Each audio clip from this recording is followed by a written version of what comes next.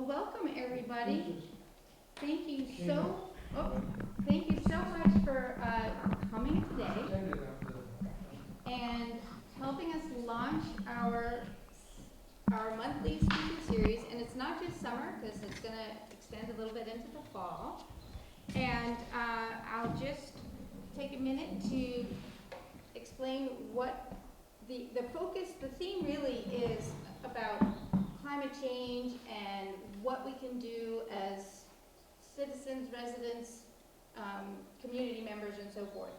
And we have different speakers coming along throughout the series, all taking a little slice, a little slant on something that has a climate impact or a management, restoration impact.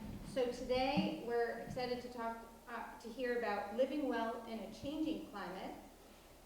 Next month, in June, it's on International Horseshoe Crab Day. We'll have a speaker speaking about horseshoe crabs.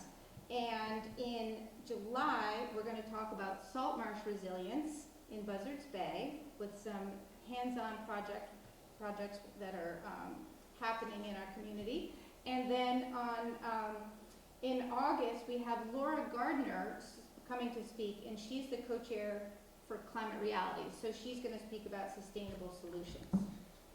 So the idea of this series is to basically engage people in the active ways that they can take part in spreading the word about the climate and the actions that can be taken, spreading the word about at different levels of our community. So if you have kids, if you have elders, if you are friends with a board of select person, whatever it is, if you are a letter writer, putting it out there up to the State House. We want to give people ideas of what they can do, how to spread the word, and we also want to let people have sort of next steps that interest them at various levels. So rather than dump a whole lot of, you could volunteer here, you could sign up for that, we have a resource manual binder that we're going to be growing. And we invite everybody who has a great idea to contribute. But what this can serve as is a reference for things that are happening like this summer or this year or what have you, so that there's a place at least we can go to, and as this dialogue picks up speed, picks up audience, we can help to distribute it further and wider, and it can be, we don't know exactly where it could lead to, but we are looking forward to it being a way to engage more people. We know that we're not doing this alone by any means. Mass Audubon is a partner and a team member of a vast array of institutions, agencies, individuals, nonprofit organizations, neighborhood groups, you name it, who are taking a role one way or another. And so we're excited to have our speakers represent that slice, but we also want you to reach out and find whoever is in your circle and bring them, make sure they come into the team as well. So with that, I'm going to introduce tonight's speaker, who is Allison Smart, and I first got to meet her at a climate cafe. A science cafe, the New Bedford Science Cafe. I don't know if any of you attend those. Those are once a month, the first Tuesday of the month, except for 2 months of the summer, I think they pause. But they are great presentations, not necessarily climate focused, but science focused. So it might be about the space, or it might be medical. It could be all over the map. But anyway, I was delighted to meet Allison there, and then she subsequently gave a talk there, and it was really interesting, so I'm glad we get to share it with all of you.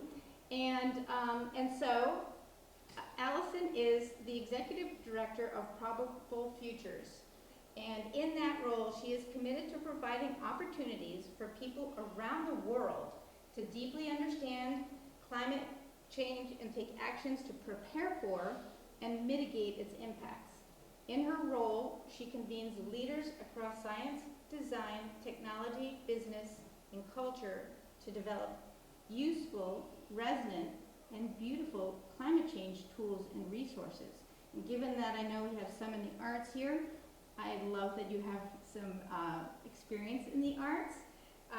She's been had a vice president role with the New Bedford Whaling Museum, the Norton Museum of Art in Florida, and the Jerry Herman Ring Theater, also in Florida. So she brings a lot of diverse intellectual and creative pursuits to this. And currently, she is a senior fellow for communications at the Woodwell Climate Research Center. And she serves as vice chair of the Zeiterion Theater, which those of us local folk know well. So, and she's local. She lives right here in our community. So, welcome, Allison. Thank you. Thank you so much for coming. Thank you so much for having me.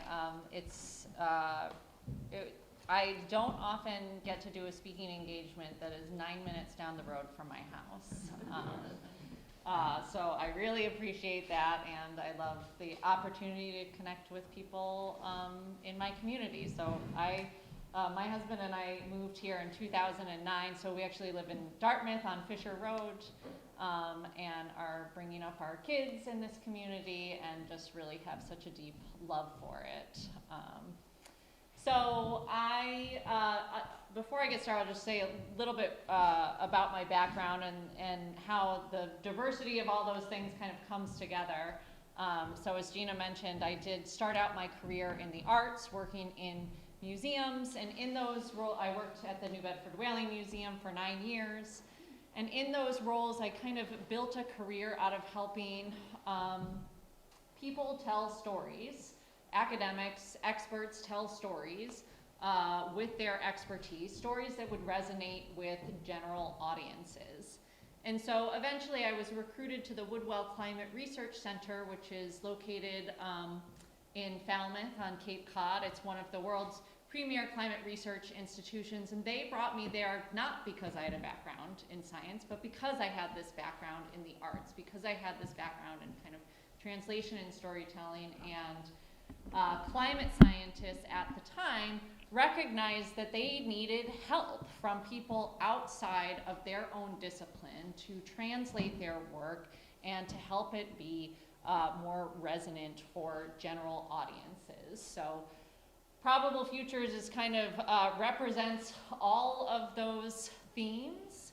And so what we are is we are a climate literacy initiative. And our goals are twofold. One is to democratize climate science, and the second is to build societal climate literacy. And in part, my colleagues and I started Probable Futures because we saw a bit of a problem with the way that climate change, and particularly what the future might, in a changing climate might be like. We saw a problem with how it was being represented in the media, in public discourse. We saw this kind of false binary being presented. So often when people talk about climate change and what it'll be like in the future, you hear one of two stories. One where we figure out how to solve it. Someone, somewhere figures out how to solve it. We will have very little, change in our lives. We'll just continue to enjoy climate stability, but with some more modern architecture and electric cars. Climate change will kind of be solved behind us. And then the other version is this perpetual apocalypse. But neither one of these futures is accurate, nor are they helpful. Unfortunately, number one is no longer accurate. We are living in a changing climate now, and changing climate now, and we will continue to for some time, even under the best case scenarios. But number two is completely avoidable. It is a ways off, and it is even misrepresented in that. So what we're trying to do is ground people in what the science tells us and help communities work towards this, living well in a changing climate. So what does this mean exactly? Well, first of all, it means figuring out how to live within the boundaries of the physics of this planet. And it also means accepting the amount of warming that we are already living with and what is likely, very likely in the near future, and actually preparing for it so that we are not caught off guard by climate impacts or instability. So we're going to see a lot of change in the coming decades, but I want to start with something that didn't change for a very long time. So this graph that I am showing here starts, we have time on the x-axis here, and then we have global average temperature on the y-axis here. This graph starts at the dawn of civilization in 9500 BCE. And so the way to understand this graph is that the global average temperature is being compared to the global average temperature of the late 19th century. So the way to understand it is the closer the data point is to 0, the more stable the global average temperature and by extension the climate was. And so look at that. For 12,000 years, it barely even fluctuated 1 degree in global average temperature. But it begs the question, what about before 9500 BCE? What about before civilization? Because humans have been around for a lot longer than that. Our first ancestors emerged in Africa around 200,000 years ago. So right here, so I've extended this graph back further. But for the first 190,000 years of our existence, we were a nomadic, hunting and gathering species. We did not have civilization. We did not have towns and cities. We did not practice agriculture. And looking at this graph helps us understand why that was the case. And for a long time, anthropologists and scientists really didn't know why that was the case, but climate science helped us figure it out. The climate changed dramatically over those 190,000 years. The nice places never stayed nice. You couldn't stay in a place and really know what plants and animals would thrive there. We had to keep chasing the nice climate. So a changing climate at that magnitude was just not conducive to settling into one place, but this green band here very much was. So that stability in the climate gave us the ability to practice agriculture, to settle into one place knowing that the patterns of that place would stay the same year after year.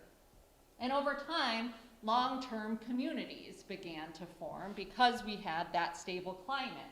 And those communities eventually formed their own cultures, and those cultures over time formalized into governments. And then governments built infrastructure, so anything from roads and bridges to laws and policies that figuratively and literally paved the way for industry and the economy and markets. And then eventually we had all kinds of specializations, this incredibly complex and sophisticated society and civilization that we have today.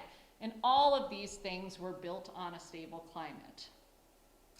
But it happened to be that the climate wasn't just stable, it was actually perfect for humans. In all of this sophisticated civilization that we have, we sometimes forget that we are animals. We are a very specific species. We are mammals. We are warm-blooded.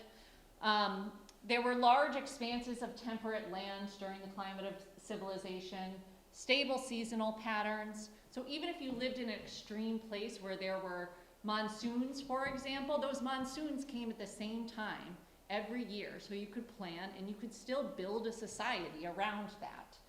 And importantly, nowhere on Earth was it too hot for the human body. And again, that's really important because we're warm-blooded. We need to be 98 degrees Fahrenheit. And there are two ways that we can do that, either with the air around us being cool enough so that we can offload heat, or to be able to sweat. So if we can't cool down, then bad things start to happen. And I'm going going to show this graph of wet bulb temperature here. Wet bulb temperature is a combination of heat and humidity. It is not a concept that we talk about a lot because it's a concept that we haven't really needed to talk about very much. We had very comfortable wet bulb temperatures around the globe. And so what I've done here is just shown the National Weather Service has deemed certain wet bulb temperatures to be dangerous or extremely dangerous, and at certain wet bulb temperatures that have historically not really happened, it can bring, it can be very difficult or break down the human body. What does wet bulb mean? So wet bulb, well, it's basically a way that they measure the temperature is with a, I'm getting into the technical details here, but the way wet bulb temperature is measured is with a thermometer and a wet washcloth over it. So that measures how much the moisture around it is cooling it. So the easiest way to think about it is a combination of heat and humidity. So this may be hard for you to see, but the map that we're about to look at is depicting the number of days in any given year above 90 degrees wet bulb. So 90 degrees wet bulb would be 90 degrees Fahrenheit air temperature and 100% humidity. There are other combinations of heat and humidity that could get you to that wet bulb temperature. So it could be 112 degrees Fahrenheit and 75% humidity. But I find that it's helpful just to think about it as 90% or 90 degrees Fahrenheit and 100% humidity. So I'm starting to show a map here that's available on probablefutures.org. And what we're looking at here is the past climate. So as we start to think about how the climate will change, we need to first orient ourselves to the conditions around which we built society. What was that past climate like? What were those conditions like?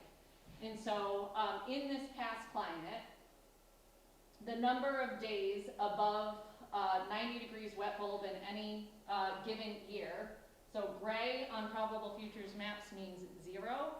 So basically what this is telling us is that almost nowhere on Earth in a past climate did this particular combination of heat and humidity happen. You can barely see it. There's a tiny little bit of data here in the Persian Gulf where essentially no one lives. So this just helps us kind of visualize how perfect the climate has been for us. When you say in the past, what time frame are you talking about? Yep, so this time frame, so I don't know if you can see the numbers here. No. So this says 0.5 degrees Celsius. So these are warming scenarios or degrees of warming. So if you've heard about, we're trying to stay under 2 degrees of warming, that would be here. So what we do is we start with a half a degree of warming. That represents the time period of 1971 to 2000. So we kind of use that as a proxy for what the climate was like for those 12,000 years before it. Okay? All right. So then we can extend the graph back even further to get a better picture of just how hot the Earth can get. It can, in fact, be too hot for humans. In fact, it was back 40, 50, 60 million years ago. It was perfect for large reptiles like dinosaurs, not so great for humans.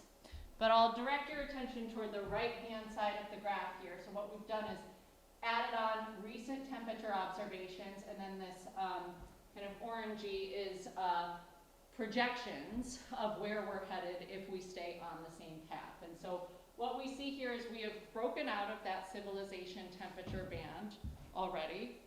And if we continue on the same trajectory, we'll be breaking out of that human existence temperature band in the next several decades.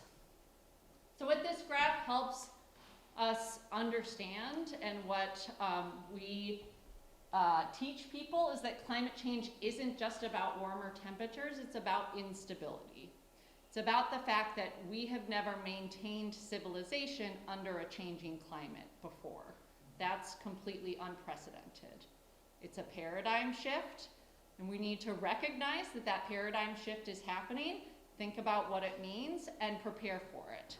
And thankfully, we have really good tools, really good science, a lot of which we're gonna look at today, which will help us prepare for it. Because what we wanna do is we wanna keep that stable climate from deteriorating much further, and we wanna make sure that the things on top of it aren't too vulnerable because of that climate instability. Because we've had climate stability for so long, we've made a lot of assumptions that climate stability would continue. Okay, so this is probably hard to read, but I'll read it out for you. Here's an example of the way that we have assumed climate stability.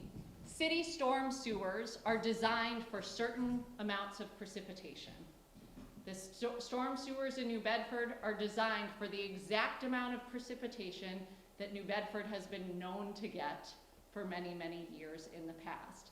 Now, those storm sewers will be a different size than the storm sewers in Charleston or the storm sewers in Mumbai, for example.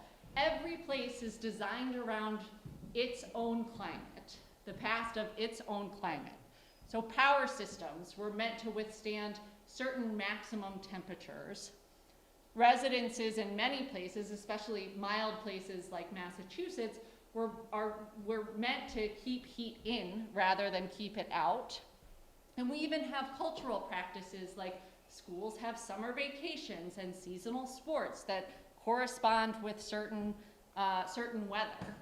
And all agriculture, whether it's irrigated or not, is dependent on steady precipitation that was probably designed on the type of precipitation that a particular place gets. So these are some really straightforward, very concrete ways in which we've assumed climate stability.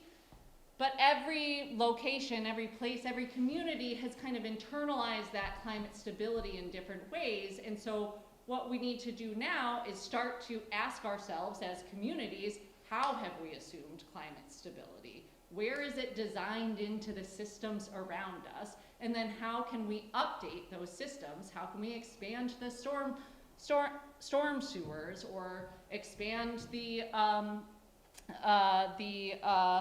load factors of power systems? How do we change school practices so that we make sure that we keep children safe and healthy? These are questions that we can be asking ourselves as a community and can be working on. These issues are actually tractable. They are, we are able to anticipate them and to mitigate them. So kind of coming back to these lime slices here, you may have heard this language in the climate change lexicon, mitigation and adaptation. So mitigation is about reducing emissions, getting our greenhouse gas emissions to zero. That will help to keep the climate from deteriorating any further. But everything on top of this, keeping all of this together, making sure it's all stable, is what we call adaptation and resiliency. So that's what I spend a lot of my time talking about, are the practicalities related to adaptation and resiliency. And so what we do as Probable Futures is help people look ahead by creating tools and frameworks and systems that can help people do that. I'm going to show another example of kind of how we've internalized the past climate. So some of you may be familiar. I imagine there are some gardeners in this audience. Some of you may be familiar with this USDA plant hardiness zone map. So these zones are what tells you what kind of plants will thrive in a particular area, what kind of plants will thrive in a particular climate, and it's all based on temperature. So in 2023, the USDA released a new version of this map to reflect the fact that the climate is changing, and they hadn't released a new one since 2012. So I'm going to show a comparison here between 2012 and 2020, or 2023. And just, so this is actually, let me go back, zoomed in here, this is Bismarck here and Dallas here, and it's both the same on each side. So we're kind of in the middle of the country at looking at different latitudes. So if we just cut out the top there, you might be able to see some of these purples change. The light purple here has more dark purple in this one. There's more dark purple here, and this lighter blue kind of starts to come in more in the newer map. And then as we go on, we see similar changes. So good job, USDA, making updates to the plant hardiness zone map. However, there is one problem with it, and that's the fact that that 2023 map was made based on data from the 30 years that came before it. So by the time that map came out, it's already out of date. It's already wrong, okay? However, we have really good data about the future. We have climate models that actually have been very accurate up until this point, and that can project what those zones should be in the future. So I would suggest the USDA start using climate model data or even probable futures because it really matters. We base a lot of things on that data. For example, all of crop insurance in the United States is based on that USDA map. So if you plant corn in a place on that map that says that corn shouldn't necessarily grow and your crop dies, you're not getting insurance for it. So we need to start examining where we've made these assumptions and start to update them. And that's why we created probable futures, to help people look ahead rather than looking behind. So I'll show some global maps here, give you a sense of some of the trends from a global point of view, and we'll move through the different warming scenarios. So the way to think about these warming scenarios, so I mentioned that a 0.5 degree of warming was in the past. I'll actually go over this a little bit more in a minute. 1 degree of warming, we hit 1 degree of warming in 2017. 1.5 degrees of warming, it looks like we actually hit that last year, but we're not really at 1.5 degrees of warming until we've been there for a while. So we're somewhere in between 1 and 1.5 degrees of warming right now. So as I go through these maps, you can think about the 1 degree and the 1.5 degree as being realities and conditions that we should be prepared for, that we need to prepare for, and that we can prepare for. And then 2, 2.5, and 3, those are still very much choices. We decide whether we get to those futures or those probable futures or not. But it can be really helpful to see what those futures might look like, to understand what it is that we're trying to avoid and how different it is from the 1 and 1.5 degree scenario. So we're going to come back to this concept of wet bulb temperature again, okay? But we're coming down to a lower threshold. So this is 82 degrees wet bulb. So 82 degrees Fahrenheit and 100% humidity, or other combinations that'll get you there. And the National Weather Service has deemed that to be a dangerous wet bulb temperature. And so you can see it's not as rare as the one that I showed you before, because in the past climate, there's a lot of data here. So I'll just orient, because you probably can't see the numbers here, but the green is 1 to 3 days a year. So if you see green, it means that in a past climate, that place used to experience something like 1 to 3 days of this wet bulb temperature a year. The blue is up to a week. The light blue is up to 2 weeks. The pink is up to a month, and the dark red is anything over a month. Okay? So I'll move just back and forth here between 0.5 degree of warming and 1 degree of warming. So big changes, just in 0.5 degree. Okay? Here's 1.5 degrees. So we see really big changes in the southeastern United States, huge changes in across the tropics, but definitely in Brazil and Africa and in Southeast Asia, Northern Australia. So this is just another way to understand the different warming scenarios. So 1/2 degree is in the past, 1 degree is in the past, 1.5 is impending, and then here we go, 2, 2.5, and 3 as potential. Okay, so back to 1.5 here. So again, these are the ones that we need to prepare for these conditions. But 2, 2.5, and 3, this is a wildly different temperature profile in many places around the world, and we want to avoid this future as at all costs. It seems very, the western portion of the US doesn't seem to have as much impact as the Midwest. Yep. Is there, is that just because of the mountains? It's because of the mountains, yeah, that's exact. So there's much more humidity in the eastern US because of the Gulf. So it's more the mountains and the, Yep. and the dryness? Yeah. Okay. If we were looking at not heat and humidity, if we were just looking at the number of days over 90, which we'll look at some more local maps, then you'd see things really light up in the west, or you know, when we look at other maps of drought and other things. So I focus on heat and humidity a lot because, first of all, it's not something that we tend to talk about a lot. When we talk about climate change, you're mostly hearing about sea level rise and flooding, and you're hearing very little about heat. But heat actually will affect many, many more people than sea level rise or flooding, because heat can happen anywhere. It doesn't need to be near the coast for it to happen. So why does heat and humidity change so much over the course of warming? Well, it's because warmer air holds more moisture. In fact, for every 1 degree warmer the air is, it can hold 7% more moisture. And that holds for the atmosphere. So the warmer the atmosphere is, the more moisture it can hold. And what that means is that it's going to pull more moisture from the land through evaporation.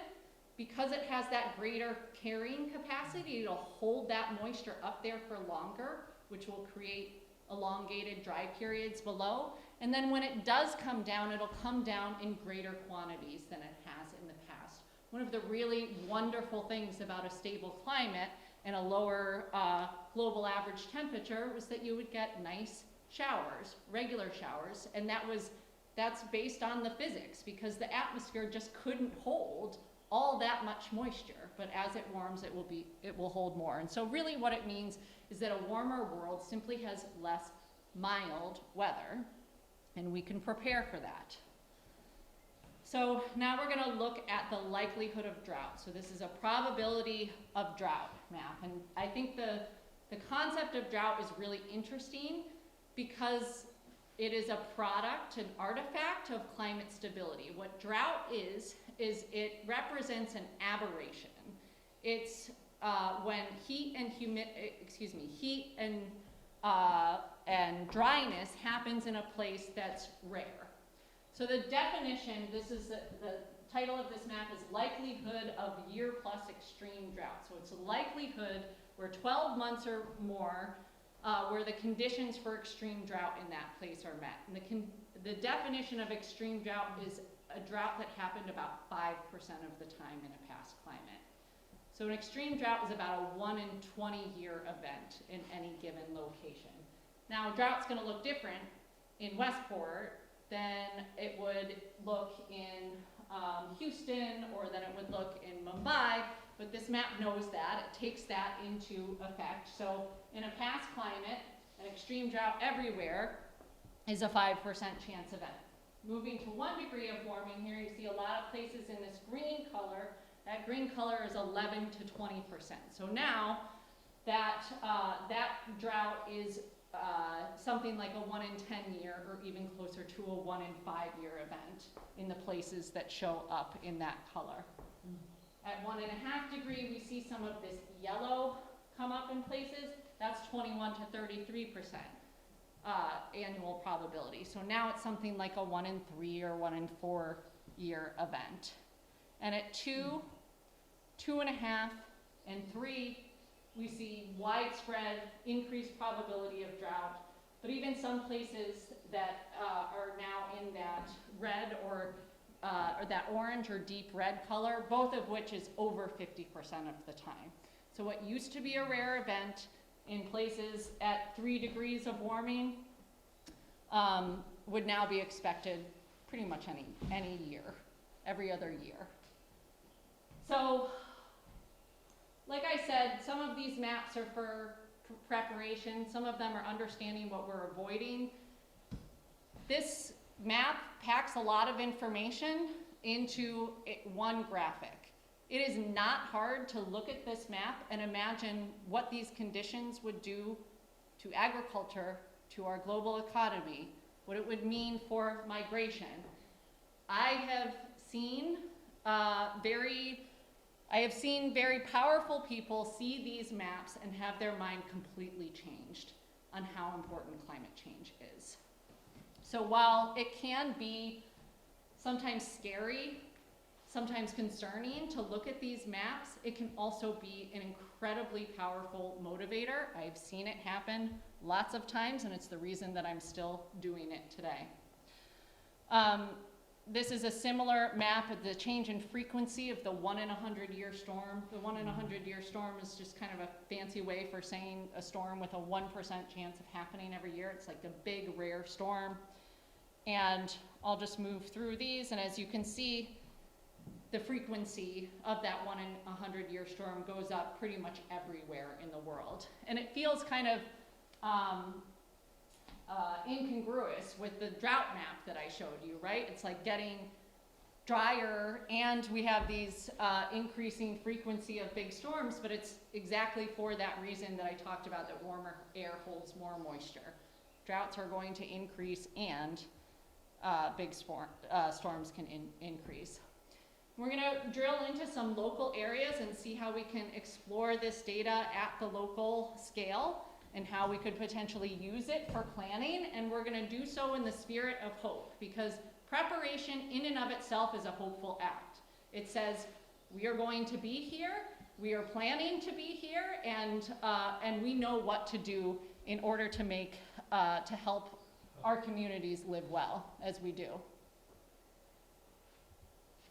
Okay, so we'll start with heat. So on our site with the maps, we have about 30 different climate variables. We won't go through all of them today, but we'll go through some of them, and we're gonna look close to home, but then we're gonna look farther afield too. So we'll start with the number of days above 90 degrees. So this is just 90 degrees, not heat and humidity. Here's Providence here, here's New Bedford, so here's Westport.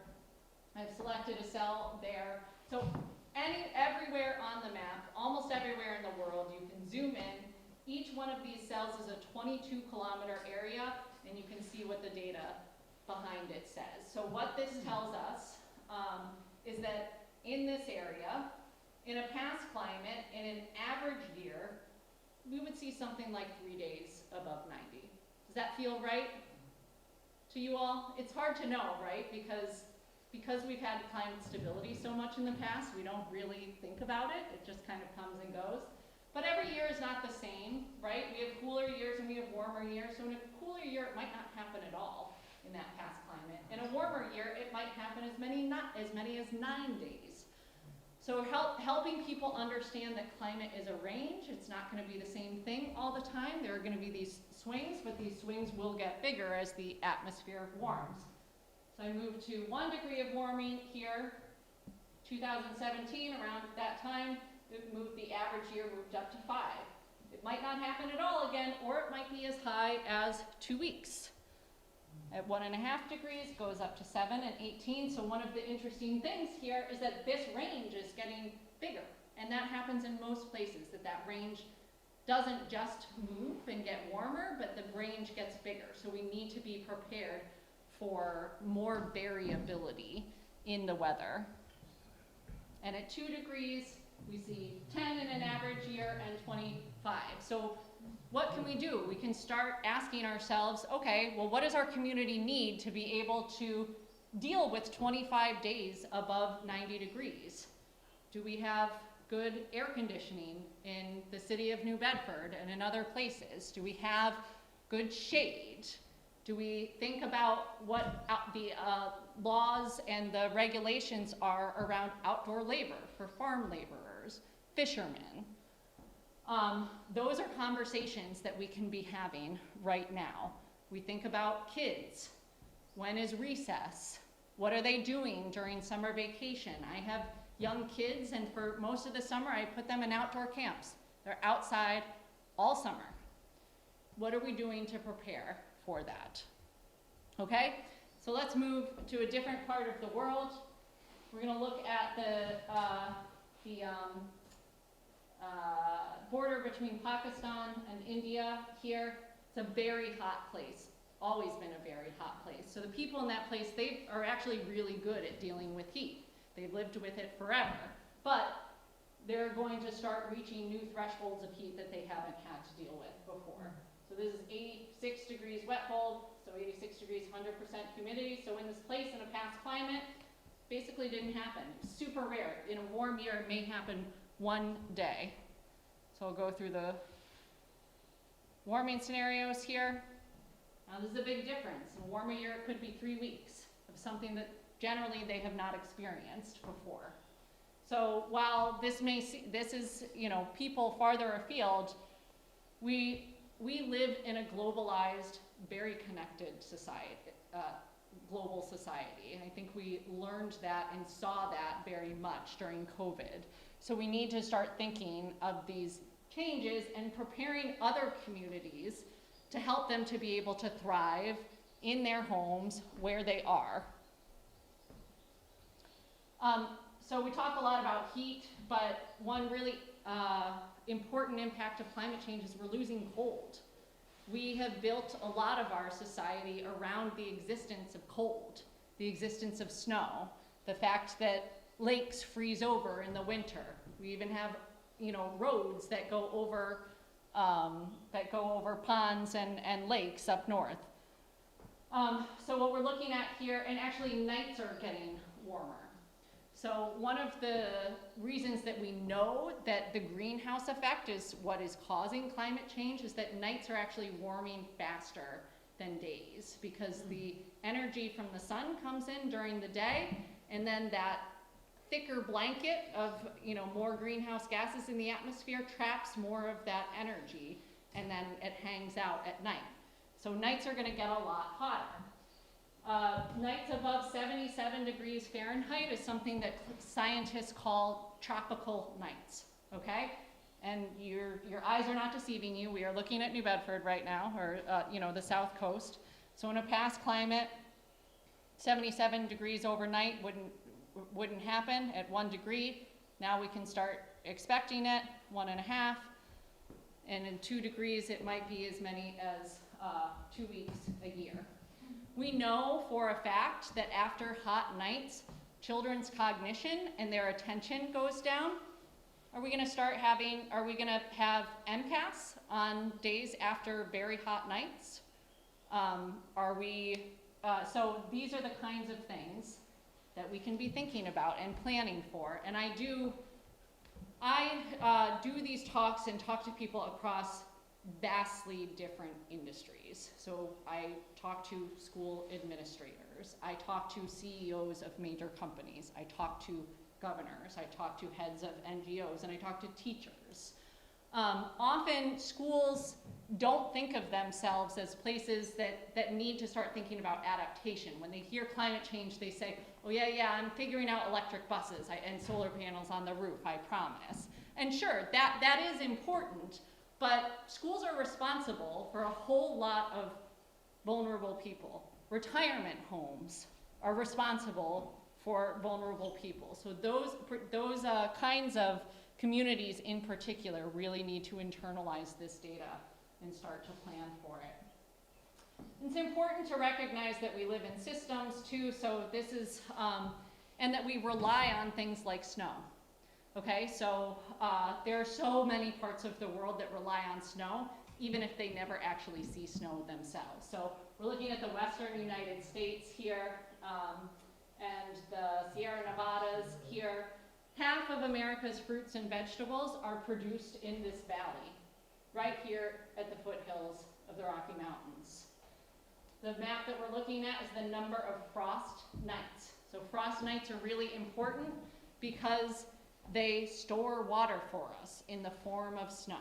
We store water in snow caps all year long, or all winter long, and then in the spring it slowly starts to melt. It irrigates field, it provides drinking water for the cities below. And so the frost nights, as I move through these warming scenarios, will decrease significantly. So we need to start thinking about how we manage, and certainly the Western US has been dealing with drought and these issues for quite a while, and they are making actually significant progress in how they manage water. Snow, coming back to the south coast here, I asked my husband when I was looking at these maps, how many snowy days do you think we get a year? And he said, I don't know, like 30? And again, it's like you don't really pay attention to it, right? But in the past climate, in this area, we would only get something like a week of snowy days a year. In a really snowy year, like when I had a newborn and a toddler in 2012 during snowpocalypse, it would be something like, 3 weeks. And so as I move through the warming scenarios, you'll see how it decreases until eventually, I don't go up to 3 degrees for these maps, but eventually the snowy days just kind of disappear. We don't rely on snow in particular in this place, but we will also still get big snowstorms. We know that. I had a really interesting meeting with someone in the city of New Bedford once, and we were looking at these maps together, and the person said, yeah, this is going to be really interesting. How are we going to manage snow removal? We know we're still going to get it, but we're not going to get it every year. So are we going to pay people, snow plow people on retainer every year? Do we get emergency, pay for a contract where emergency management comes in? I don't know the answer to that. There's not necessarily a right answer to that, but I know that the wrong thing to do is to not think about it at all. We also have precipitation. So this is the change in precipitation of the 1 in 100 year storm down in the Gulf. So we see similar trends kind of around the Gulf. The 1 in 100 year storm in this particular place, just south of New Orleans, is something like 14.5 inches. It's a lot of rain. And at 1 degree of warming, they can expect an additional 1 inch. Now that may not seem like a lot, but if your storm sewers are only built for 14.5 inches of rain, which is what most storm sewers are built for, is the 1 in 100 year storm, then you're gonna have some problems. And I kind of start to conclude the maps here on wildfire risk. I think wildfire risk is underappreciated and under-discussed. We think about it as being an issue for the West, of course, because there have always been fires in the West. Now there are much bigger fires. They kind of get out of control. In the West, they're also kind of culturally attuned to dealing with wildfires, and they have a lot of infrastructure there. Now they need more, but what I get really concerned about are places that have never dealt with wildfire before, have no infrastructure, but have forests, have fuel, and would potentially have wildfire in the future. And that is certainly the case for Western Massachusetts, but it's also the case for a lot of places around the US. So this is wildfire risk. And of course, if we look at Mexico and South America here, and I know that, migration and immigration is a very hot button topic in this country. I don't have anything to say about it besides the fact that climate change is absolutely going to drive more migration, so we can plan for it, or we can pretend that it's not going to happen and be caught by surprise. So I love this quote. I use it in every single talk that I give, no matter who I'm talking to. This quote is by Dorothy Fortenberry, who is a writer and producer of The Handmaid's Tale, and she says, if climate isn't in your story, it is science fiction. So what she's saying is we need to recognize that climate change is here, and acting like it's not here is engaging in a kind of fantasy. And you may say, well, what does that have to do with me? I'm not writing movies for Hulu, but we all engage in storytelling every day. Our lives are a story. Money is a story. Every annual budget is a story. When we decide where we are going to retire, that is a story. And we need to start incorporating climate into that story and asking ourselves, how does climate change affect this decision? It may not change the decision, but it needs to be a consideration, because if it's not, you are leaving something very important out. And I also like to have gratitude for what we have, because of course there's a lot of ridiculous discourse about going to Mars. Let me tell you, Mars is not that great. It's got no liquid water. Cosmic rays would literally blow up your body. We have this amazing, beautiful planet that gives us so much. It's gonna be a little less perfect than it was, but we don't need to escape. And we can still live well in a changing climate. We live in the best planet on the galaxy. We understand its boundaries. We can use science to help us live well in a changing climate, to think ahead and imagine and prepare. So that's what I've got today. And I hope you'll find us on the web at probablefutures.org. And we're a nonprofit. We're not selling anything. We are trying to build climate literacy and help people prepare.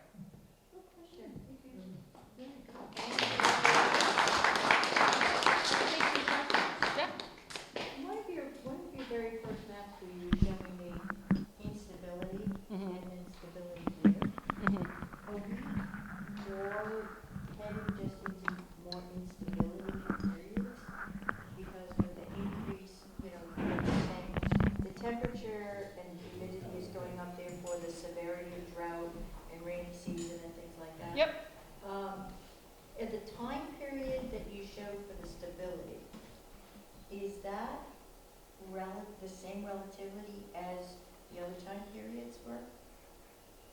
So where you had the instability spikes, No, they were different scales. they were, I thought they seemed to be different scales. Yeah. So are we in Yes. a period of more, like where you've got the green there, Yeah. that goes from like, that's a period of what, 10,000 years?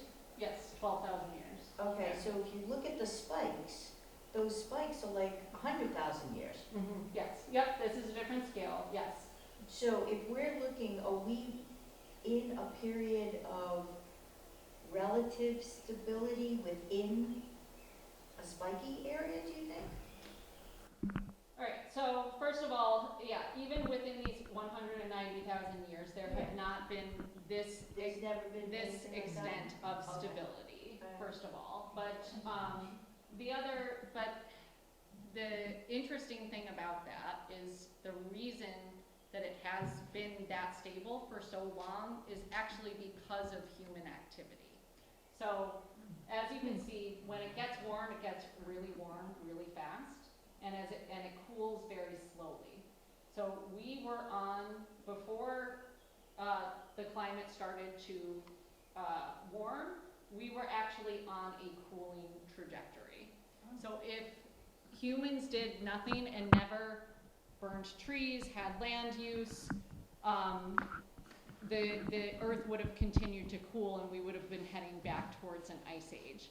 Okay. But the people on Earth, before the Industrial Revolution, Right. were basically burning just enough carbon to keep the atmosphere stable.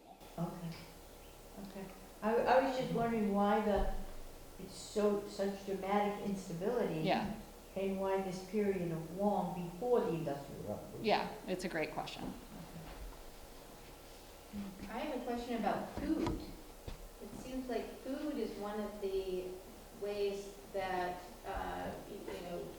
it has to be, if we're talking about food, climate change has to be part of the story, right? And so, looking at those maps and seeing where the breadbasket, where food comes from, the Central America, Mexico, Central America, or where other products come from,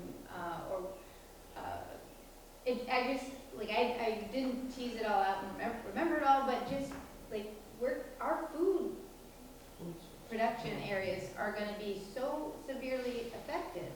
And I think about, like, our local food production, and what can we do to prepare for that and change or adapt, so that we can continue to produce food where we are, despite intense rain events and so forth and so on.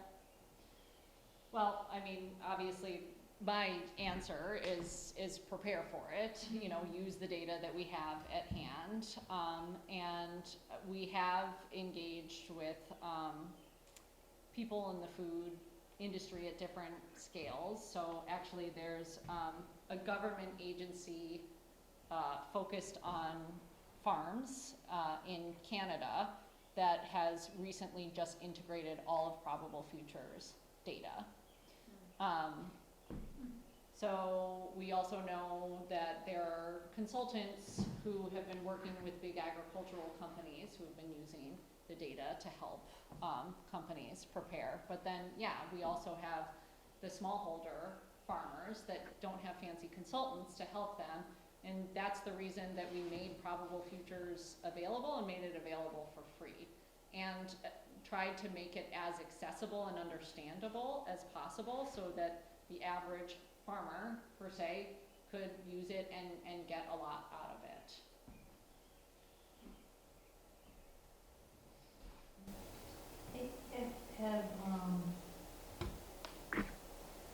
I'm thinking more of the water sources, because to me, it's more the water source with the drought years and things like that.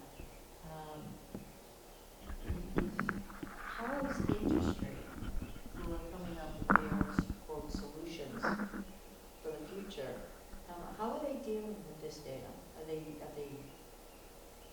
trying to figure out solutions to produce better water or provide water in the drought areas, things like that, Yeah. so that they can do the farming? Yes. So obviously, you know, all of this is so localized, so the story is different in every place about, you know, what their solutions could be. So in Spain, for example, I don't know if you remember the drought map, but the Iberian Peninsula on the drought map is really intense. And so, you know, look at Spain. So Spain is investing an enormous amount of money in desalination plants. Okay, so that is technology that exists and that hopefully will get better over time, but it's super expensive. Climate change is incredibly inflationary. And the reason for that is because now we have to start paying for things and start creating human systems for what the climate used to give us for free.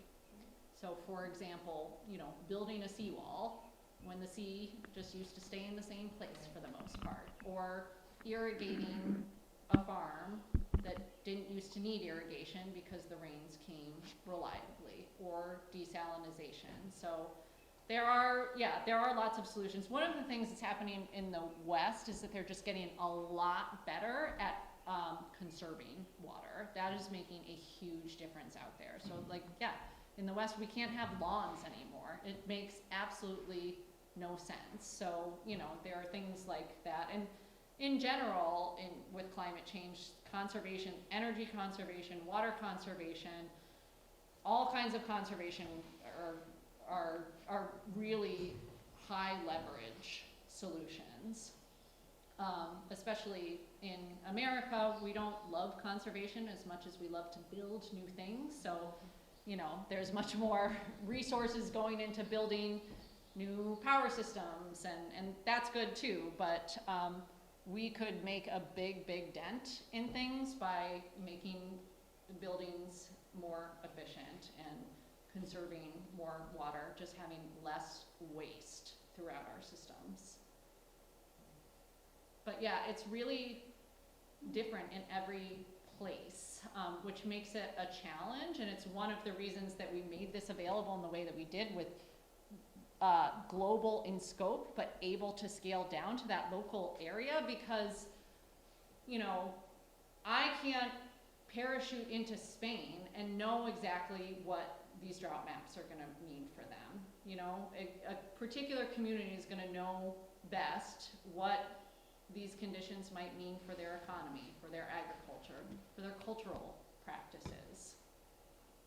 So that's why we're focused on we often say we don't give answers, we help people ask good questions. We help people build their climate literacy and the tools so that they can incorporate this into managing their communities, whether that community is an actual region, you know, place, a government, or an industry. We talk to particular industries all the time to help prepare that, you know, that industry, because a lot of them are global. So, you know, we think about community in different ways, and we have to, and each community is going to be dealing with this in different ways. Yes. Just went online and signed up for your email. Oh, thank you. So, it sounds like you have a great, as you say, you help people ask the right questions. Do you have a way to link them or send people to places to help find answers? Because I think of, I'm from Westport, my local government community, I'm not sure they know how to think about even if they ask the right question, how to think about answering that question. Totally. Yep. So yes and no. So we are a small organization, and there aren't enough of those organizations that can help with that yet, but there are some that exist. And so what we're focusing on is building partnerships with organizations or companies that can build this capacity and kind of disseminate it. So I'll give you an example. We've been working with the United Way worldwide. So you're familiar with the United Ways. They're all over the country. There's actually 2,000 chapters all over the world. United Way leaders are often, or United Ways are often just community hubs where a lot of, you know, local organizations meet and collaborate. And so we are working with them. We've been helping their disaster resiliency committee, which is made up of a bunch of heads of United Ways, and we're working together to build a toolkit for United Way leaders to, first of all, be able to use this information and identify what their climate risks are. Second of all, have communications materials so that they can help be ambassadors for it within their communities and help other people understand what the risk is.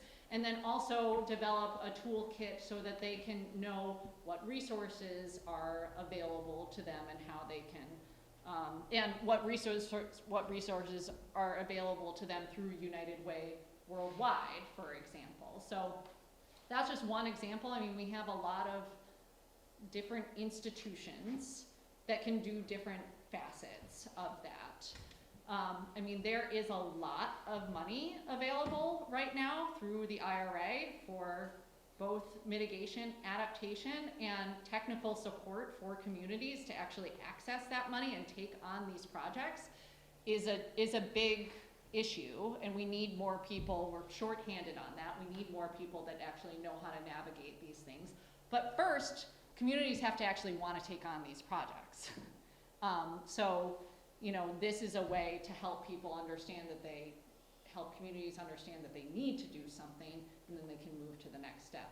I hope at some point I work myself out of a job. That's the purpose here, is that this just becomes common knowledge and it's integrated into processes. But yeah, we need more people who are, you know, serving as consultants for governments and local communities to help them access those resources. Yes? What are 3 things that are being done right now in our area between New Bedford, Fall River, that are actually moving in the right direction, and are making a significant difference. Well, first of all, I'll say, the city of New Bedford has a chief resiliency officer, and she's very, very good. And thinking really, strategically about this. She would be able to better answer, what's happening locally. But I know that they're thinking about things like, coastal resiliency, heat, the heat island effect, immigration. New Bedford is a gateway city, so there are really smart people that recognize that we will have more newcomers in this community over time. So I spend most of my time, so I live here in this community and I try and keep up with what's happening here, but I spend most of my time talking with leaders around different parts of the world. So I might not be as up to speed about, I don't feel fully qualified to say what's happening here, but there are people who are thinking about this in a really great way here, and you should have some of them speak. Yeah, Laura Gardner, I think. Oh, Lauren's amazing. Yeah, she can speak to the local Yes. effects or work being done. So, What is her organization?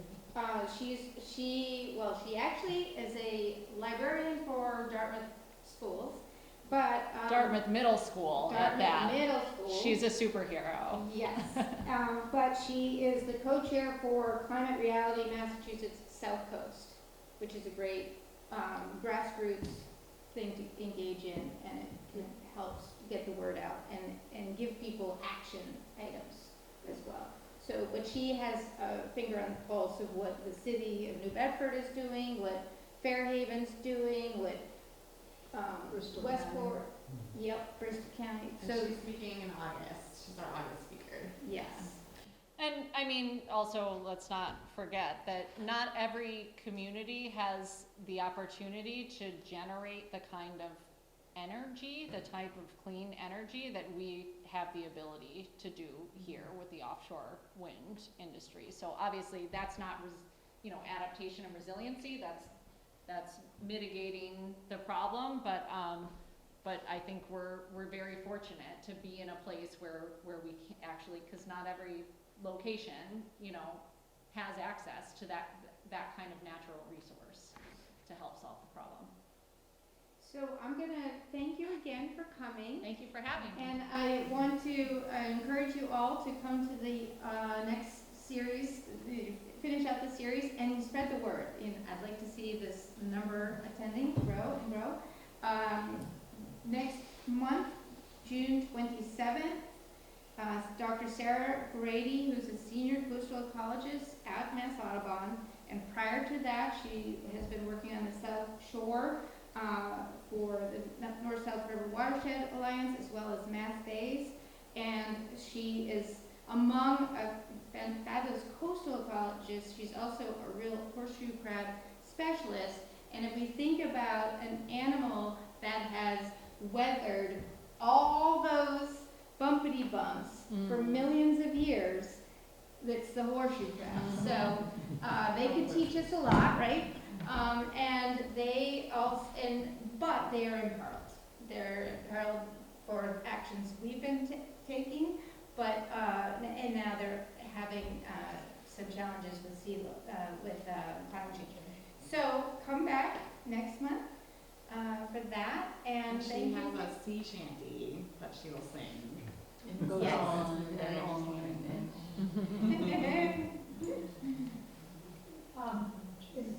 Are you filming this that people can see it? Yes, it's for Westport, but it'll be on the Westport Government TV on YouTube. So just look up Oh, so Westport okay. Government TV. So if you're outside of Westport, you can So see it. anyone who wanted to come tonight but just didn't for whatever reason, tell them to go to Westport Government TV YouTube channel. And I'll send, if I have your email, which I probably do now, I will send that link out when it comes out. Thank you, Valerie, for doing that. Thank you, Westport.